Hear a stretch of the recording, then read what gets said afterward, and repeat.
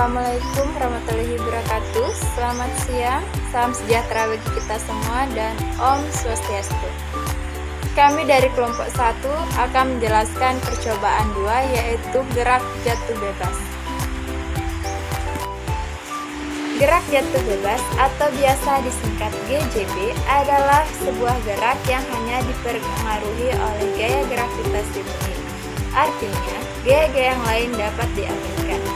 Syarat utama sebuah benda mengalami gerak jatuh bebas adalah kecepatan awal benda sama dengan 0 atau benda bergerak tanpa kecepatan. 2. Percepatan gerak jatuh bebas.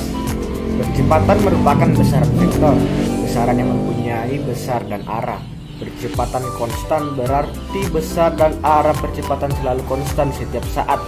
Walaupun besar percepatan suatu benda tetap, jika arah percepatan berubah, maka percepatan benda tersebut tidak dapat dikatakan konstan. Karena arah percepatan benda selalu konstan, maka benda pasti bergerak pada lintasan lurus. Mengingat arah benda yang mengalami gerak jatuh bebas searah dengan percepatan gravitasi bumi, adapun lintasannya berupa garis lurus. Untuk meningkatkan pemahaman tentang gerak jatuh bebas, simak gambar berikut. Dari gambar di atas terlihat bahwa lamanya benda di udara hanya dipengaruhi oleh ketinggian dan percepatan gravitasi atau tidak ada besaran lain yang berpengaruh.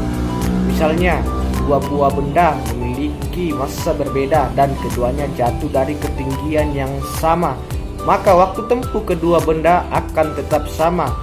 Dalam hal ini, gesekan di udara diabaikan.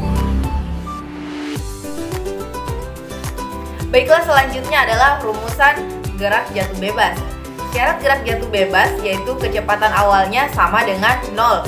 Secara matematis, hubungan antara rumus GLBB dan syarat gerak jatuh bebas didapatkan persamaan, yaitu V sama dengan V0 ditambah A dikali T. Jika kecepatan awalnya V0 sama dengan 0, maka V sama dengan V0 ditambah A kali T sama dengan 0 ditambah A kali T sama dengan A kali T. Mari kita ingat kembali persamaan GLBB, yaitu S sama dengan 1/2 A dikali T pangkat 2. Oleh karena gerak jatuh bebas memiliki arah vertikal, maka simbol jarak S bisa diganti dengan ketinggian atau H, dan percepatan A bisa diganti dengan G atau gravitasi. Dengan demikian, V sama dengan G dikali T, H sama dengan 1/2 GT pangkat 2, T sama dengan akar 2H per G, V sama dengan G dalam kurung akar 2H per G, V sama dengan akar 2GH. Dengan demikian, kecepatan akhir benda yang mengalami gerak jatuh bebas dipengaruhi oleh ketinggian dan percepatan gravitasi. Di sini saya akan menjelaskan penerapan gerak jatuh bebas dalam kehidupan sehari-hari. 1. Mengukur ketinggian bangunan. Untuk mengukur ketinggian bangunan, kamu tidak perlu menggunakan meteran, seperti halnya ketika mengukur panjangnya kayu. Cobalah untuk melempar batu atau benda lain dari puncak bangunan tersebut. Lalu, hitung lama benda untuk sampai ke tanah dengan menggunakan alat stopwatch. Setelah waktunya diketahui, masukkan besaran waktu tersebut dalam persamaan ketinggian gerak jatuh bebas. 2. Mengukur kedalaman kolam. Coba gunakan prinsip gerak jatuh bebas. Lemparkan batu dari permukaan kolam dan catat waktu yang diperlukan batu untuk mencapai dasar dengan menggunakan alat stopwatch. Nah, teori ini akan berhasil jika kolam dalam keadaan kosong, artinya belum terisi oleh air.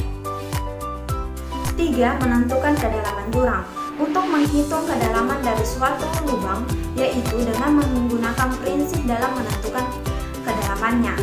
Cukup menghitung lamanya suatu benda yang dijatuhkan dari bibir jurang hingga menyentuh dasar jurang dengan menggunakan alat stopwatch. Kemudian, apabila telah didapatkan waktu yang dibutuhkan, masukkan ke dalam rumus H sama dengan 1/2 kali G kali T2, di mana H sama dengan perpindahan benda, G sama dengan gravitasi, dan T sama dengan waktu yang dibutuhkan. 4. Menghitung kecepatan jatuhnya buah kelapa. Dalam menghitung kecepatan jatuhnya buah kelapa, yaitu kita menggunakan prinsip kurang lebih sama dengan prinsip menentukan kedalaman. Cuman berbeda rumus penggunaannya. Untuk mencari kecepatan, kita menggunakan persamaan rumus V sama dengan akar 2 kali G kali H, di mana V sama dengan kecepatan, G sama dengan gravitasi, dan H sama dengan perpindahan. Itulah penjelasan dari kelompok kami, yaitu kelompok 1. Terima kasih dan wassalamualaikum warahmatullahi wabarakatuh.